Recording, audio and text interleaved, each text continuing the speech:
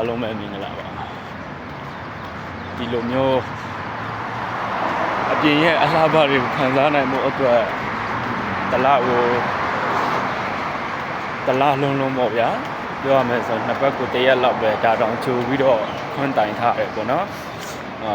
ကိုပိတ်ရဲ့ကိုယူဖို့တောင်ဒီနိုင်ငံမှာလာတယ်ဆိုတဲ့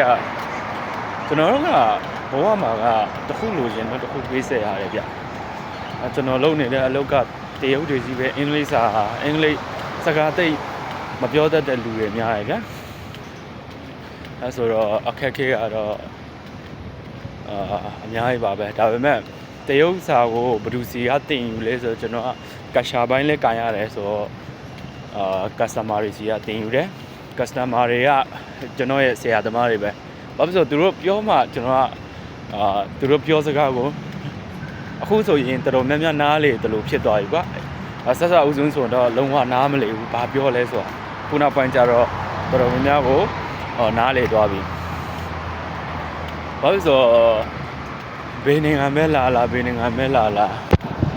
အခက်ခဲဆိုတာကတော့ရှိရဲ့ပြင်မမှုဆိုတာကရှိရဲ့တခုလို့ရှင်တော့တခုပေးဆက်ရတာပဲအလကားရတာဘာတခုမှမရှိဘူးပေါ့နော်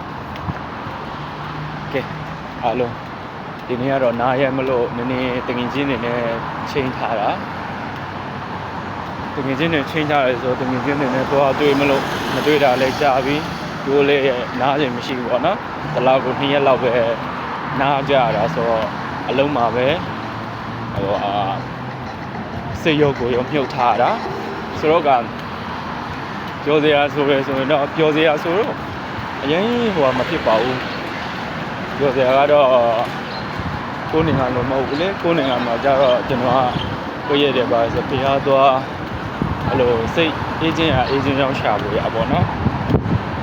ဒီမှာဆိုလေစိတ်အေးကြောင်းလေးတနေရာထိုင်လို့ရတဲ့နေရာလေးပေါ့နော်အဲ့လိုလေးဘာဖြစ်လို့ဆိုအဆောက်အဦတွေမှာထိုင်ရတာများတော့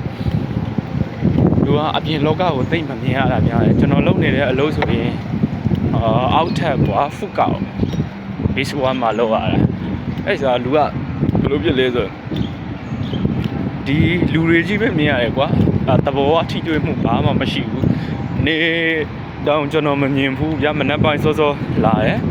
ည7 နာရီမှအပြင်ထွက်ရတယ်ဆိုတော့ကျွန်တော်ထွက်တဲ့အချိန်ကနေမရှိတော့ဘူးအဲ့လိုဒီလိုတဘောရဲ့အလှတွေကိုမခံစားရတော့ဘူးပေါ့နော်အဲ့လိုလေးတော့ရှိရဒါပေမဲ့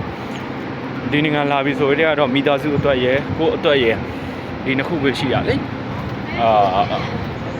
ပင်မလားဆိုပင်မနဲ့ဒီနိုင်ငံမှာလာတာလောက်တာပင်မနဲ့ဒါမှမပင်ရရလားဆိုရတယ်မတူတဲ့လူမျိုးတွေနဲ့ဆက်ဆံရတယ်မတူတဲ့လူမျိုးတွေနဲ့အများကြီးဘယ်လိုပြောရမလို့ communication လုပ်ရတဲ့အခါမှာမတူတဲ့အမြင်တွေရှိရယ်သူ့ဖက်ကိုဖက်တော်တော်များများဒီနိုင်ငံကတော်တော်များများတတိတွေကတော့နည်းနည်းတိတ်ပြီးတော့မစားနာတတ်ဘူးပေါ့နော်အဲ့ဒါလေးတစ်ခုတော့ရှိရယ်ဒါပေမဲ့စင်ပြေအောင်တော့နေရတယ်ရောမရောက်ရင်ရောမလို့ကျင့်ရတယ်ဘေဒေတာရောက်အဲ့လိုပဲကျွန်တော်ကတော့အယောင်ပြောင်းတတ်တယ်ခုနောက်ပိုင်းလဲလူတွေနဲ့တဟဇာတာဖြစ်အောင်အများကြီးနေတယ်ကဲအဲ့ဆိုတော့ကျွန်တော် MRT သွားနေရ MRT ကနေပဲဟိုဘက်စင်ကာပူပလာဇာစင်ကာပူရအဲ့ဘက်သွားမလို့အဲ့ဒီဘက်သွားပြီးတော့စင်ကာပူပုံတင်ရမှာ